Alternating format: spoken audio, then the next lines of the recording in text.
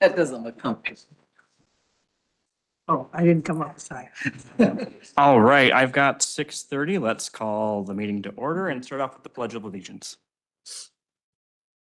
Pledge allegiance to the flag of the United States of America and to the republic for which it stands, one nation, under God, indivisible, with liberty and justice for all. Can't read it off my sign. All right, we will move on to item number 3, consideration and approval of the agenda. I believe we would like to remove item number 9.5 as there's a little bit of research that needs to go into that still. It's 9.5. I'll make a motion to approve our agenda as presented with removing 9.5. Right, I've got a motion from Gina. Do I hear a second? I'll second it. And a second from Dave. All those in favor, please signify by saying aye. Aye. Aye, and those opposed? Motion carries. All right, next we will move on to our truth and taxation public hearing. We're going to invite up Marcy and Nicole to do a presentation for us. Then we will go ahead and open the public hearing for public comment. And after that, and then we will go from there. Marcy, do you want to start us off? Yeah, I just wanted to make a note that we worked really hard, Nicole especially, our finance director, on making cuts without cutting services. So we were at a much higher levy initially, and we worked with department heads very closely, bringing that down to the levy, which we hopefully will set tonight at the 3%. And Nicole has put together a presentation to explain our budget to everybody.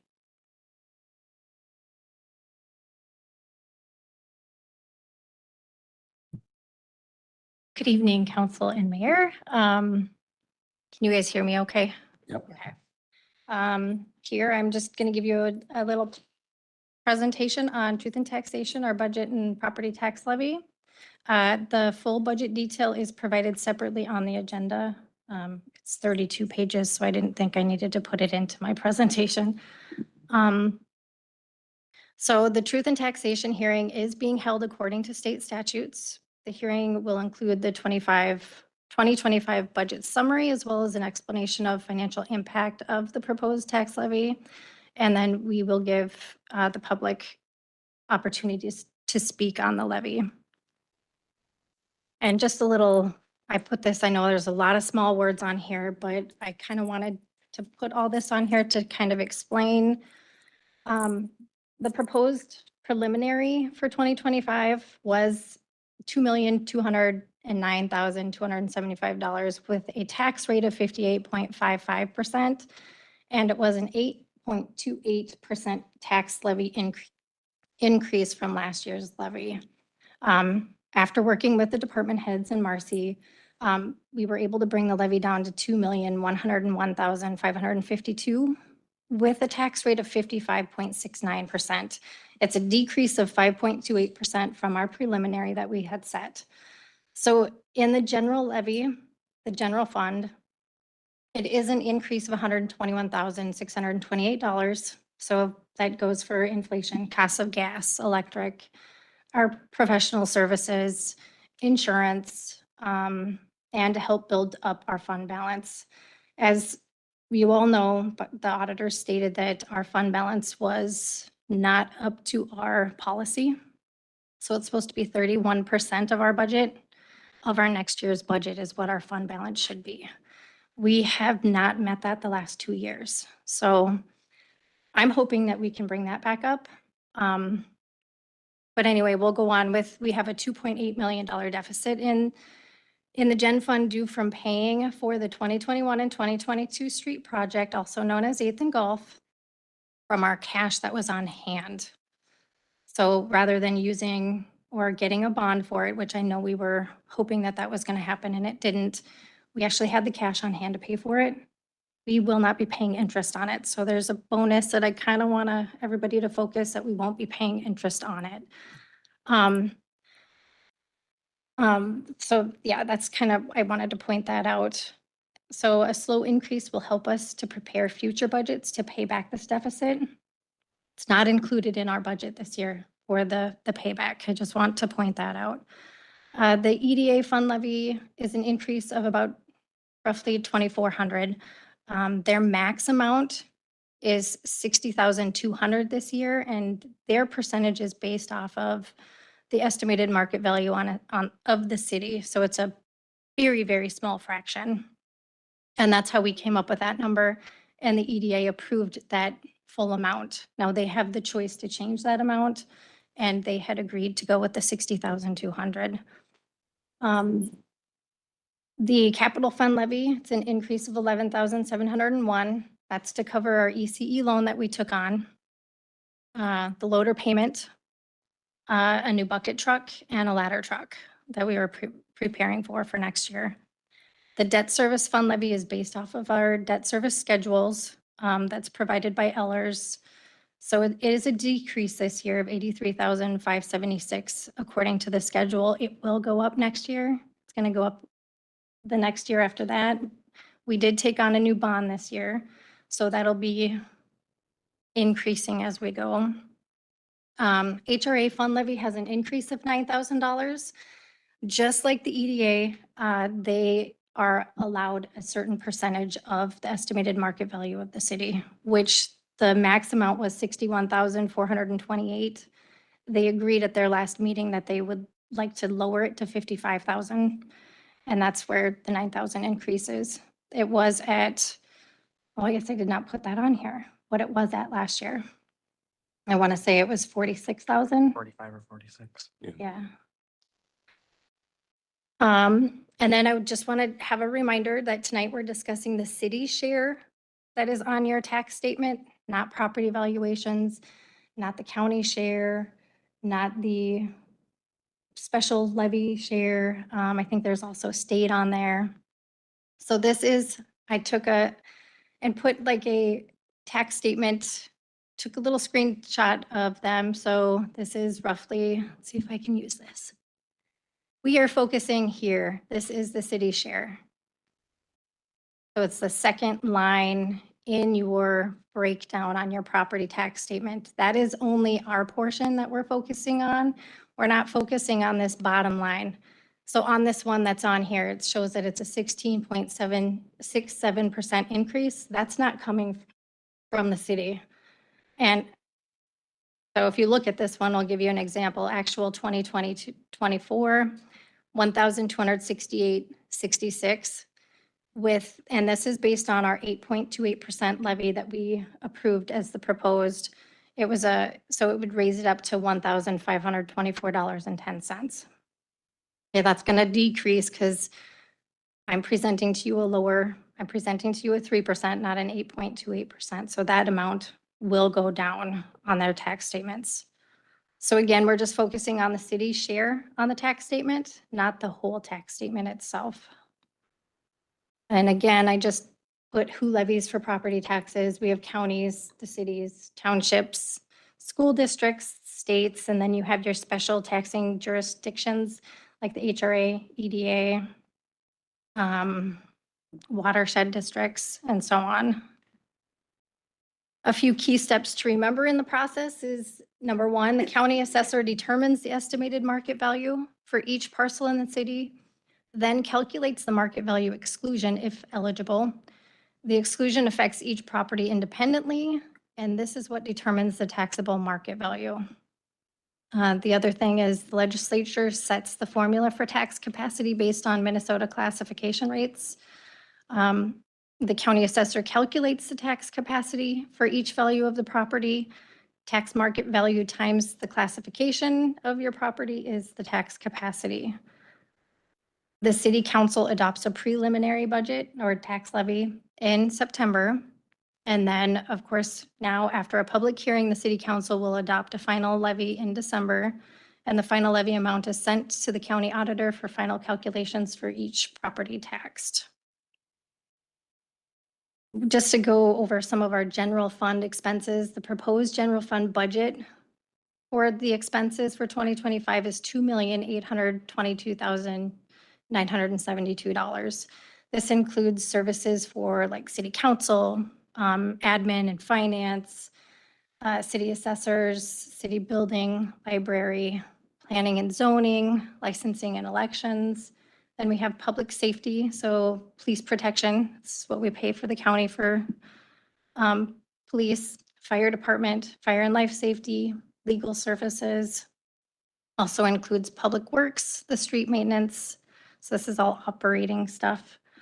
Culture and rec, so that would be our parks and playgrounds, the beach, the skating rink, the ball fields, our social programs. And then just to give a little breakout so you can see the percentage in each of these areas, you've got 28% just in the general government. That's your finance, city building, planning and zoning. Again, public safety, 37%. Public works is 22%, culture and rec, 13%. I like color, so I wanted to provide some of these in here for you guys. And then this is just a little side-by-side comparison, so you can see what we had budgeted in 2024 for each one of these areas, what we are proposing for a 2025 budget, and then there's the difference over there. Just put that together for you guys. Again, here's this one. Here's a little breakout for the gen fund revenues. So I know I probably shouldn't have included the 0% because like investment income is very minimal. Fines and forfeitures are very minimal. However, those are some of the revenues that we do bring in that we do calculate. And I wanted to put it on here because it's on the next slide as well. So as you can see, 42% of our revenue is going to be taxes. 33% is coming from intergovernmental. That's going to be like your LGA, fire department state aid, police state aid, and any grants that come in. This here is another comparison. So you have the budget 2024. You can see what we budgeted for there and then what we proposed for this year. Another little side-by-side comparison.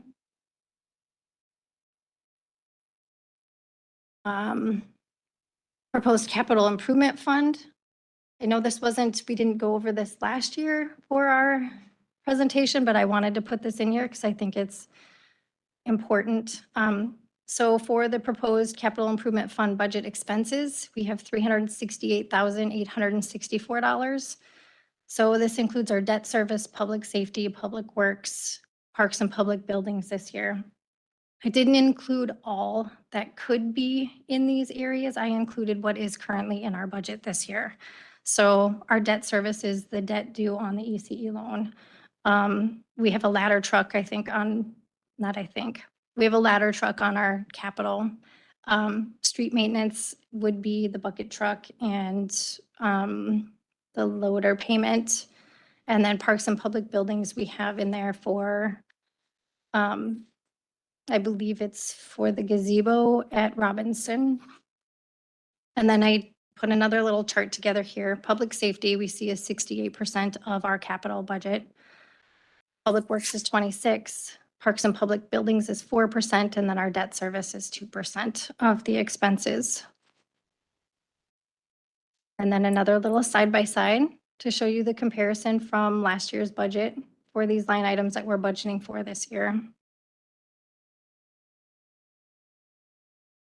And for our revenue, we have property taxes that makes up the difference on these. So we've got fire contracts that come in. 8% of the revenue is from that. 23% is coming from our fiber. As most of you know, I believe the fiber contract is being bought out, so it's going to be done next year. And then we have interfund transfers coming from the liquor store.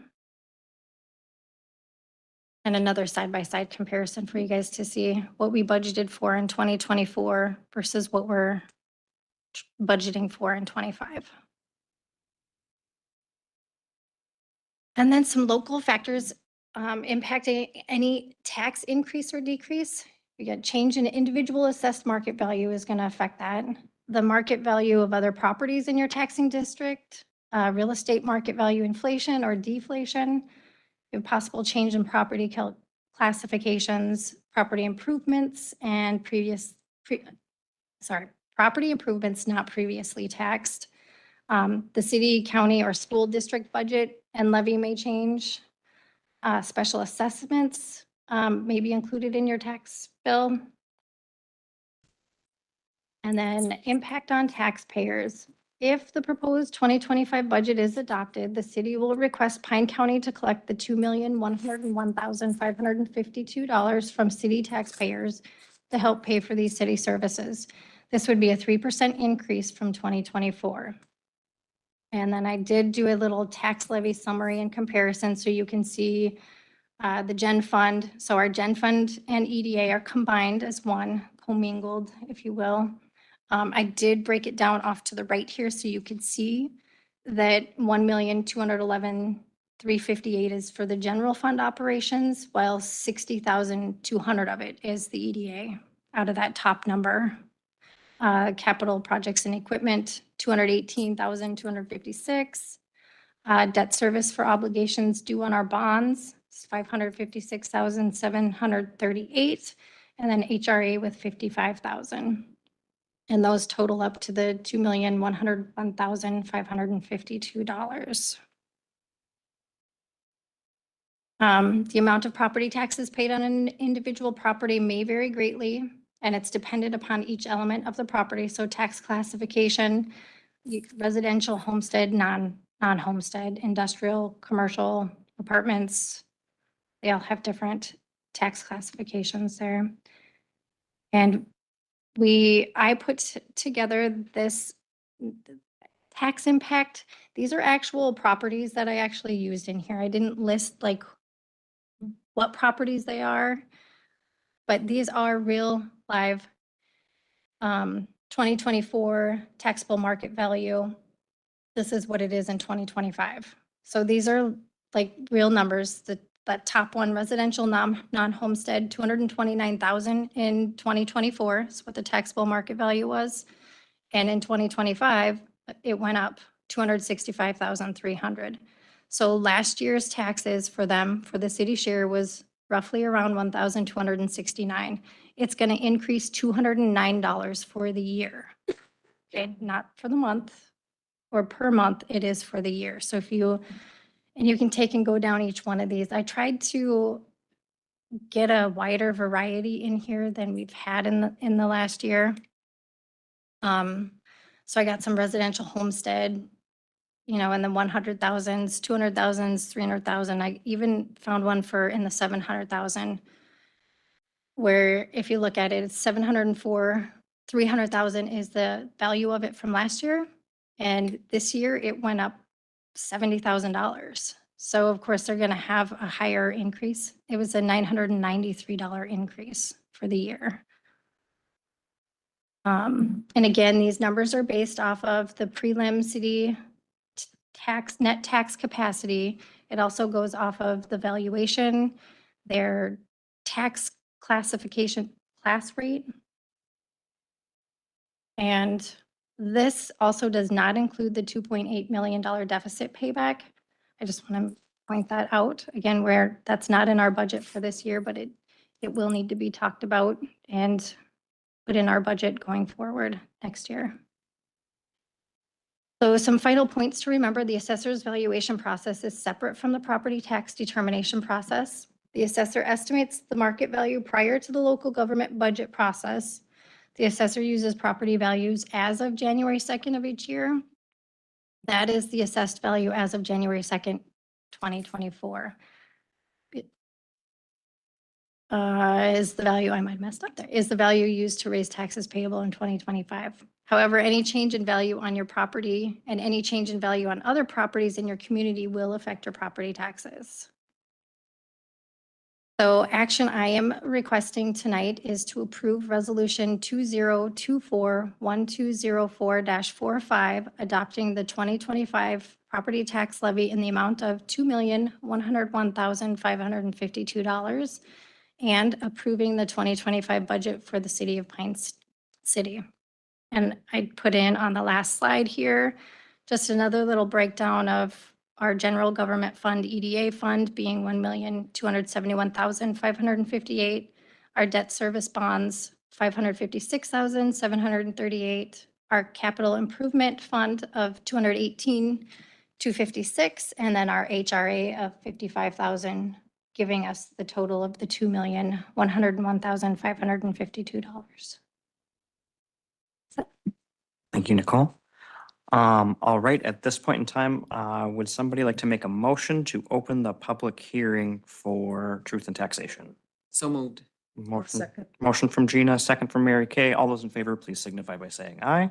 Aye. Those opposed, motion carries. All right, so if any members from the public would like to come forward and ask questions, please make your way up to the podium, state your name and address, and go forward with your questions.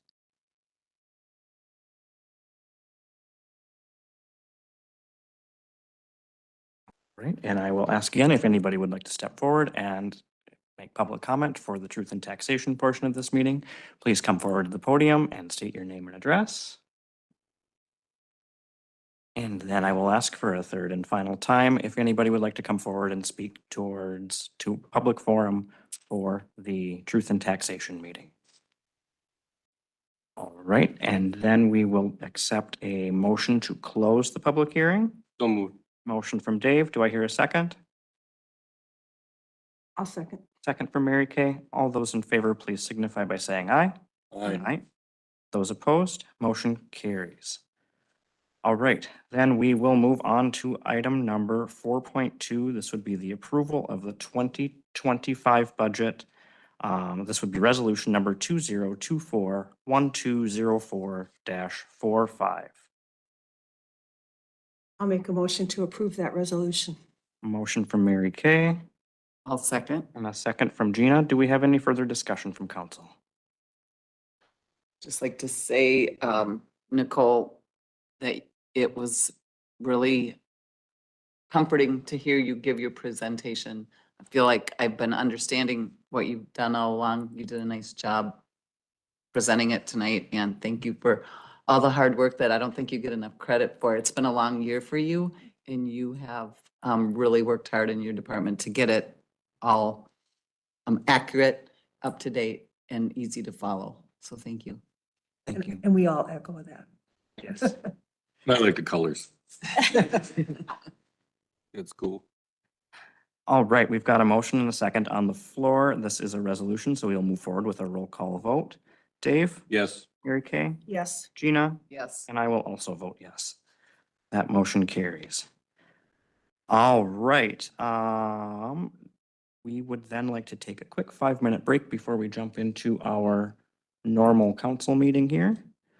So it's 6:52, so let's be back here at 6:57 if anybody needs to make a quick bathroom break.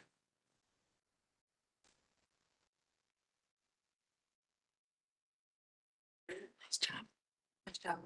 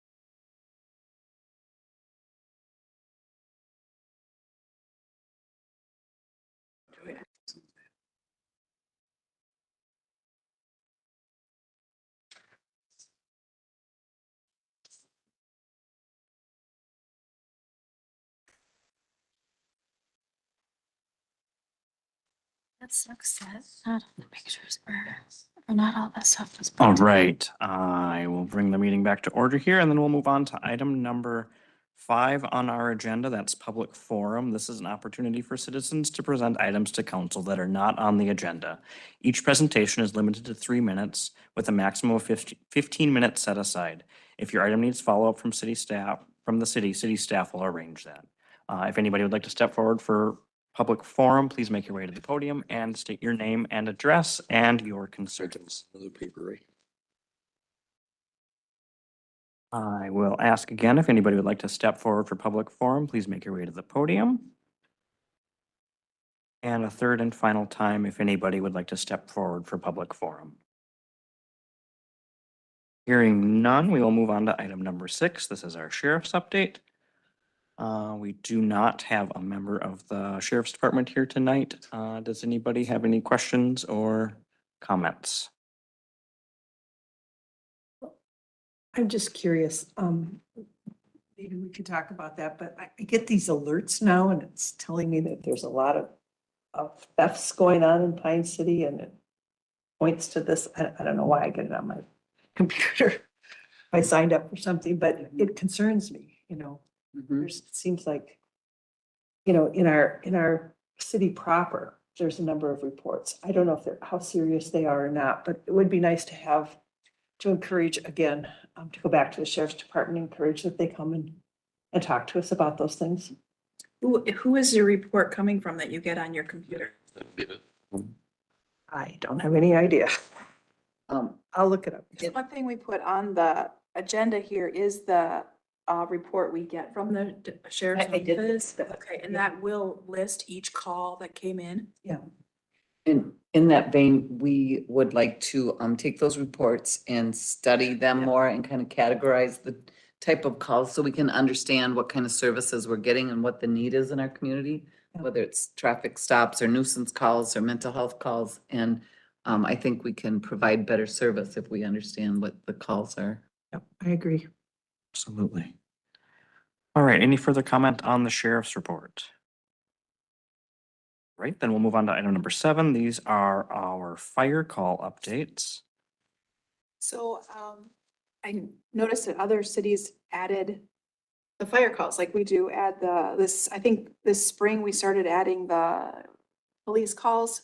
So I asked Tom if he could, he had read a really nice report he did for his township meeting I went to, and so we're gonna be adding this the first meeting of the month. We'll see these reports, which will show the townships, the city, and the different calls the fire department's been on. And what type of call it was, just for updates.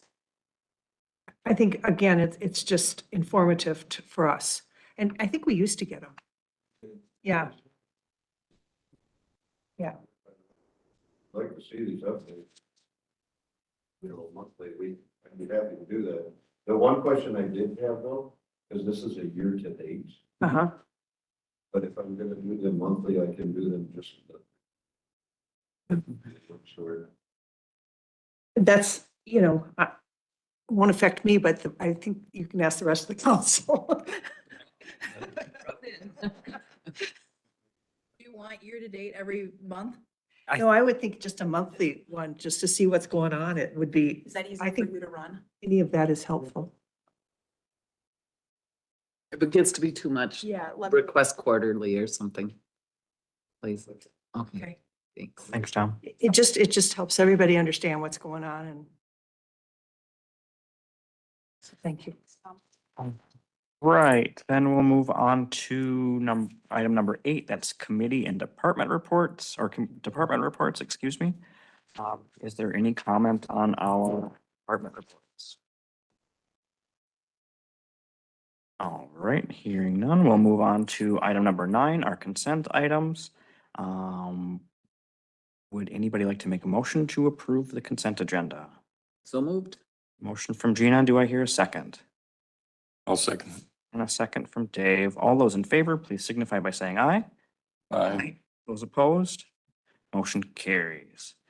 All right, then we will move on to old business, item number 10. 10.1, this is SEH application for payment. Wait, just a second. Wait. Did I miss?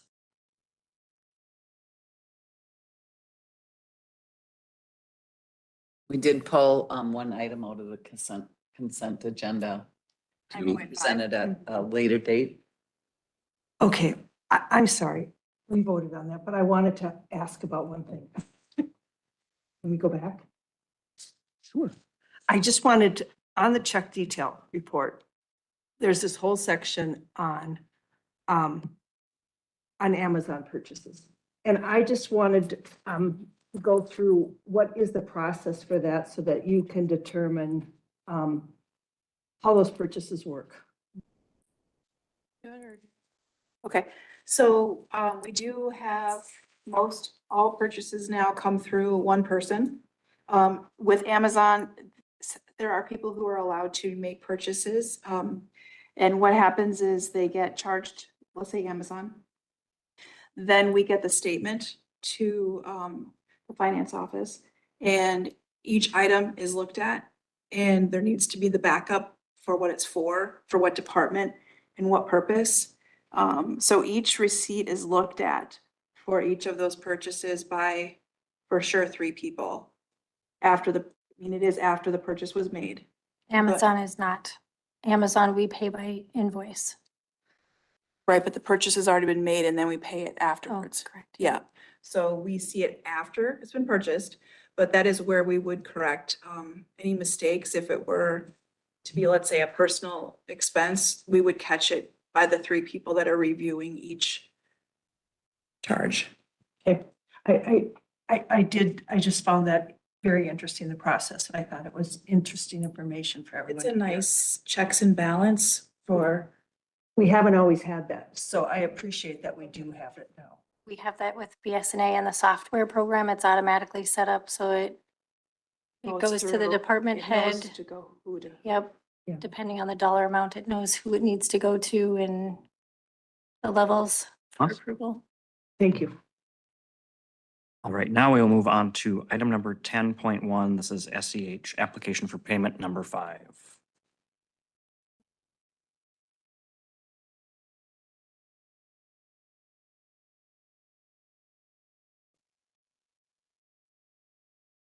Good evening, Mayor, members of the council.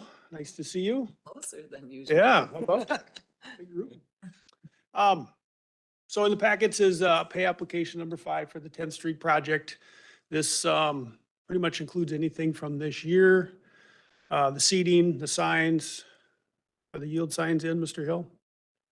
Can I recommend if you approve this, so we hold the check till the signs are put in? I'd appreciate it. Thank you. I can't imagine, I don't understand how it takes so long to put 2 signs in the ground. They've been marked for months. Right, so we have 2 yield signs that just need to get put back in the boulevard.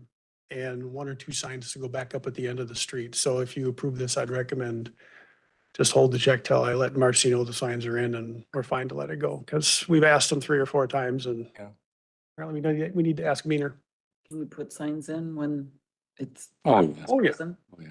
Figure They're it not out. gonna be happy about it, but they can put them in. You 2 are smiling still. So, so this includes the signing, the seating, a little bit of quantities here and there. Again, we're holding 5% retainage, which is a little over $115,000 for the work in the spring. Any questions of me? We're pretty much done out there. We'll review all the seating again in the spring. We've got a few areas to touch up before we, sign off on this and come to you for final payment and approval. The end of 10th Street there, at Mr. Sauser's and a couple other yards that Marcy mentioned, we'll double check. But I think we got a good start on the seeding this spring, or excuse me, this fall. It looked good. We'll go through it all again, make sure it looks fine. We'll do another walkthrough after the paving with Maury. You hear anything, let me know. We'll get it on the list. But it's kind of the nice thing about carrying the project over. I know accounting doesn't like carrying over a year, but we can get everything cleaned up the following spring and we'll put the final lift on and we'll have a discussion on the final pavement markings in the spring. So this, looking for approval of pay application number 5 to RL Larson in the amount of $40,092.39 After the yield sign goes in. and releasing the check after the yield signs are installed. I'll make the motion. We pay it after the yield sign. All right, I've got a motion from Dave. Do I hear a second? I'll second. A second from Gina. All those in favor, please signify by saying aye. I Those opposed, motion carries. All right, thank Thank you, you. Greg. Yeah, thank you, Greg. All right, next we move on to item number 10.2, city planner memo. Yeah, yesterday we conducted, 5 interviews on the city planner position. And from that, we've made recommendations for council to approve this position. All right. Would somebody like to make a motion to approve this position? I got a question. I guess I'm on the understanding that the Personnel Committee reviewed this. Did both of you agree or? One member of the Personnel Committee, had to work, and I did not take the whole day off work to conduct the interview, so one member did not attend. Okay, I thought, and correct me if I'm wrong, but I thought we had made the understanding that if you couldn't make it, that you would call me and I would be your backup. That could have happened, except I got home and it was already. I don't know. Yeah. I just was Yeah. wondering, am I Monday I thinking, found out it was Tuesday. am I thinking right on that? And I didn't know if that was documented Yep, anywhere other than, it was talked about. okay. I'm not Yeah. mad about it. I said. And I'm not I would mad have done either. it. I'm not mad either. I just needed to, it happened, in my opinion, really fast. Okay, And then, when I checked the agenda, there was no information, then there was information, so, yeah, it was a little different than, Well, the interviews We had were planned. booked out. Was it over a week in advance? The interviews were not last minute. my I'm not vacation, insinuating. like a year ago, Gina was on vacation when. until, that is until true. Sunday. Yeah. So, and that was like, everyone knew that, and I stayed till after the last council meeting, did it before, so, I mean, it's a concern that, we went ahead, but it happened, and here we are, so. I'm sorry, Dave, that you didn't. I'm not asking for an apology. I thought we had a system set up and that's why I was wondering. I mean, we had a tough time with that before, it getting to the executive committees like it should have and some of them in the past. It was just, but that's why we put that in there. So in case there was that happening, but I've had just as crazy a schedule as you had. So whether I could have made it or not is another thing anyway, Sure. but the bottom line is if we can remember that for the future, Marcy, and that, if one of these two can't make it, that I would be the third in line. that would Yeah, come I in. know you were the backup for the 315 main work group. Right. That was where for sure, I don't recall. Well, there's just a few things going on, but I don't remember you being a backup for personnel, but I'll look back at the minutes. believe we talked about it. I have a memory of it, I don't know, but And I don't know if we officially said for personnel, but we did say for this task. well, so You felt strongly about, well, yeah. being part of it, I believe. Well, yeah, the process I wanted to know, and I thought we all had to be a part of that. So the recommendation is that we choose the one candidate that you're recommending. Is that what? And I believe it's Tabitha. Was that what I? I guess I got a little bit of feeling on that. I want her to be successful, and I know she will be. But can we build something into it besides a review?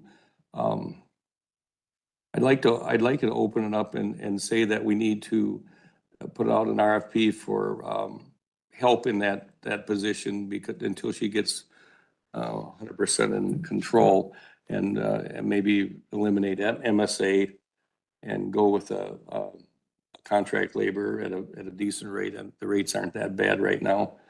And then if we can't find anybody after 60 days, then maybe we go out and look for someone to be that person to call in and help find a mentor somewhere in the system with maybe an existing planning zoning person in the area, just to make sure that we're giving her every chance in the world to be successful. But that's just my feelings. I would like to see that. I'm not going to stop it for lack of that, but I really would appreciate if we would explore that because I don't think it's too much to ask for.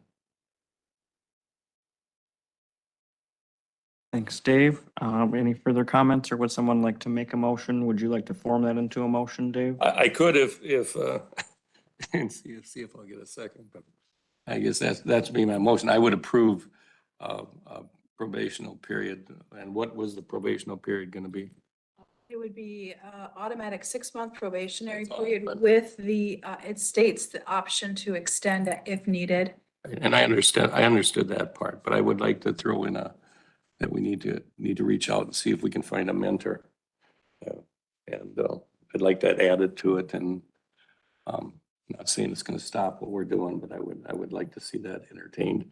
I realize that we're going into the Christmas season and it might not be the easiest thing to get on somebody's wish list, but you never know. And when you put it out there, you find out. That's my feeling. The only thing I wasn't sure about with what you said. Okay, well, ask me, we'll try to clarify it. I know you said not to use MSA, but I didn't know what you meant by contracted worker. Well, a contractor, it could be a contracted worker. It doesn't have to be a firm.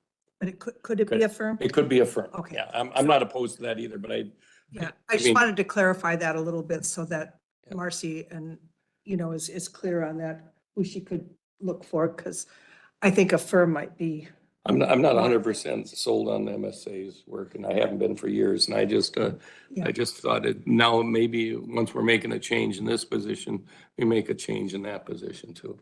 I would agree with that sentiment. So I'll second So your motion. Well, if my motion is clear enough to, anybody got a handle on that one? Yeah, I think I think it clarified it a little. Okay, I got a second, I guess. we've Thank got a motion from Dave and then a second from Mary Kay. Is there any further discussion?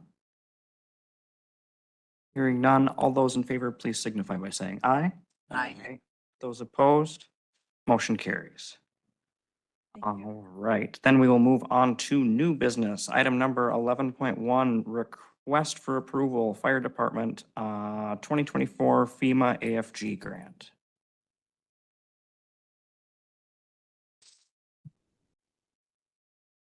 Mayor and council, I'm just bringing this forward. It's for the 2024 FEMA Assistance Firefighters Grant. I met with Neil, the grant writer that helps with the narrative, and the both of us studied the NOFO, the Notice of Funding Opportunities from AFG. And we really think that a good fit for the community would be to apply for money for standardization of the fire hydrants. Now, bringing this back to you because there is a financial obligation. It's 5% match for a community of our size. It'd be a $500 for the grant writer to write the narrative for that. And then it would be $37.50 at our 5% match. The total cost, and I got the final quotes and everything today, and I believe that we're going to be able to do what we're set out to do for the 75,000. The reason we were looking at that dollar amount is that's considered by FEMA a micro grant. So when it gets to the review table, you get 3 points automatically because it's $75,000 or less. So we're just looking at trying to do that for an opportunity. Go ahead. So my question is, does this cover all the fire hydrants? As it's planned right now, that's gonna cover all of the fire hydrants except for the really old ones that just have the 2.5 inch outlets, because we're looking at standardizing the large one. And to be totally honest, it only makes very minimal sense to have a 2.5 inch outlet on the ones that are like in the way east side of southeast section of town where it's the 4-inch water main. And that needs to be upgraded when the streets over there are done. To neck it down to 2.5 inch and then hook it up to a 5-inch hose. You're not gonna get the volume through it. Well, my They'll do all the main line hydrants in town, and then we would change I would coordinate with Maury to change any new hydrant going in town, would make sure that we have this like we do now. My concern is that we had some fire hydrants that weren't operable. Just a few of them, and I was just hoping that there wouldn't be any that weren't operable when we're done with this grant. Oh, unfortunately, because those are part of it's because those are part of the water distribution system. It's kind of It's weird that the fitting will should qualify, but the physical hydrant will not qualify. If that makes sense, because it's part of the integral water system. Well, I hope we can work on that and get all of them operating. Do you know what the numbers approximately? I feel like we've asked this question before. I asked Maury just, again, just today, and he was gonna get the number for me. I don't know how many. I know that off the top of my head, I can think of 6. I was thinking 7, so. And you're probably pretty darn accurate at 7, but I know of 6 for sure that I can think. We had a couple that were repaired because of Penn Street project, so, Okay. and off to the sides. I believe the backfire, wasn't that, Greg, wasn't that the back? That one got The done. backfire corner, 9th, and yeah, I think that got done too. They were a couple of the ones that were kind of critical, I felt, and Right. there's one on 9th. And then like Tom said, we got a bunch of small twin ones up by the tech colleges, a bunch of them around that town. Just a question for you on, Just somewhat. on the new project with Quick Trip.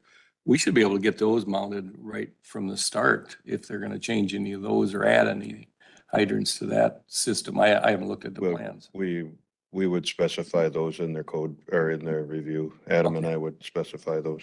Okay, because that would save us a couple dollars. I just hope those other ones get added to somebody's budget, maybe next year. So they're all, I believe there was money in this year's budget for hydrant repairs. 15 grand, I believe, It comes under, which how much is a new hydrant?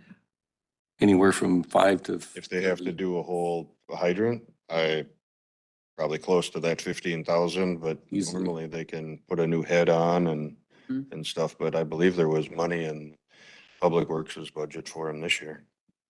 Maybe we could work on getting those done. Thank you.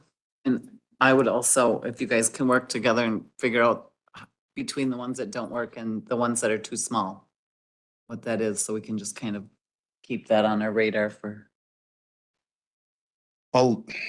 Yeah, we'll have to do that. I mean, it'll have to be like an extensive report, I think, to be totally honest, because a lot of that is gonna be like the areas of town that are served with a 4-inch water main. Oh, It'd be the barrel, the part that goes up and down on the hydrant, you'd be hooking a 5.5 or a 6, 5.25, 5.5 inch up to a 4-inch pipe. It's kind of backwards, if you know what I mean. But we can work on doing that for you. Just so we gradually get them all, just like they should be, and then start over. Right? Yeah. So I was just looking for a commitment for the 3750 if we were awarded the grant, but then just to keep moving ahead because there's a financial impact. And I have talked with Nicole on this about where to take it out of the budget. I'll make a motion to approve your request. All right, I've got a motion from Mary Kay. Second it. And a second from Dave. Is there any further discussion? Hearing none, all those in favor, please signify by saying aye. Aye. Those opposed, motion carried. All right, then we will move on to item number 11.2. This is Fire Department. Stefan Hanna request. Stefan was is currently, as of right now, one of the probationary firefighters. However, he has tested out, met his attendance requirements and his certification requirements, and I'd like to move him from a probationary firefighter to a regular firefighter. go ahead and make that motion to honor Tom's request to make Stefan Hanna a permanent firefighter. I'll second it. All right, we've got a motion from Gina and a second from Dave. All those in favor, please signify by saying aye. Aye. Those opposed, motion carries. All right, and then we will move on to 11.3. This is Fire Department Chad Kellogg probationary request. I would just like to ask for a 180-day extension for Mr. Kellogg. We found out that through the class he was taking, just to be totally honest, was studying the an expired version of his hazardous materials. He was provided by the school with one that was, by the time the test came, was expired. and it didn't have the new hazardous materials information, so he's currently signed up for, I believe it's in February, to go to a session for that. It was just to extend his probation by 180 days so he can finish his certification requirements. Other than that, everything's fine. Go ahead and make that motion to extend Chad Kellogg, at Tom's request, extend Chad's probation 180 days. I'll second. Right, I've got a motion from Gina and a second from Dave. Is there any further discussion on this? Hearing none, all those in favor, please signify by saying aye. Aye. Those opposed, motion carries. Thank you. Thanks, Tom.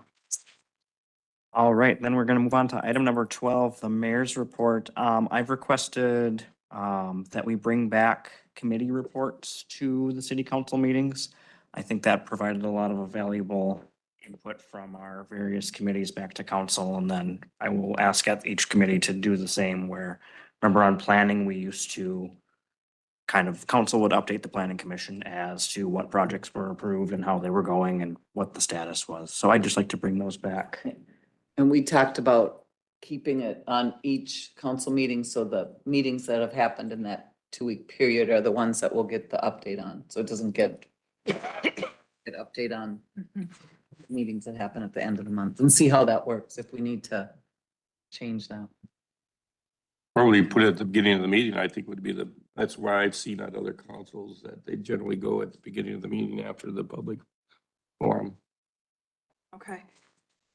And we used to do it Add it. at the end. Oh, but it It doesn't, doesn't matter to me Do you either. have a- well, I think you were so tired at the end, you're not gonna get much of a report. That's I think we're gonna go to the beginning. Should why we- we want them at the end, then they don't last. So we'll try adding it after public forum. Perfect. Okay, Other, put it on the next agenda. other than that, just a shout out to Nicole and finance for doing a great job with the presentation tonight. We really appreciate all your hard work through this budgeting process. And that's all I have, and we will move on to council concerns. Where you wanna start? I'll make it quick. What I would like to see is, and this is a question for Nicole. They have, the league has, and I think it's in the budget again, money for the council to go to, the league updates.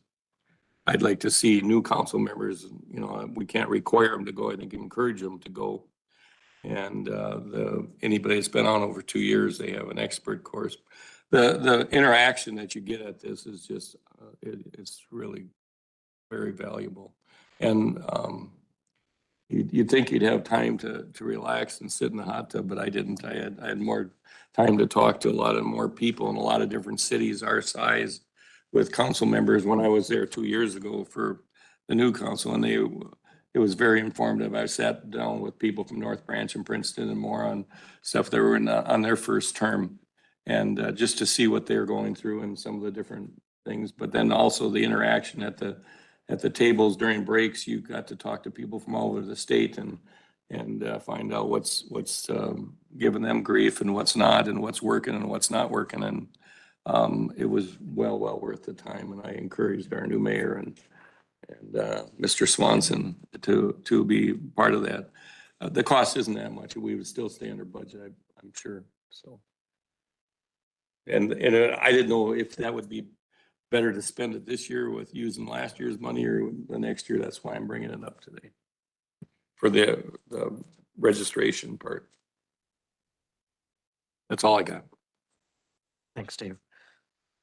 Any other council member I concerns? just noticed the planning commission meeting isn't on here for one of the public meetings, but I think there's one scheduled for the 16th. The 16th, yes, it is. All right, anybody else have any council member concerns? Hearing none, would somebody like to make a motion to adjourn? So moved. Second. Motion from Dave, second from Mary Kay. All those in favor, please signify by saying aye. Aye. Opposed, motion carries. Thank you, everybody. Very good, very good. Is that kind of a record too? Less than an hour? Isn't it getting runs? I think it's. Yep. What? I,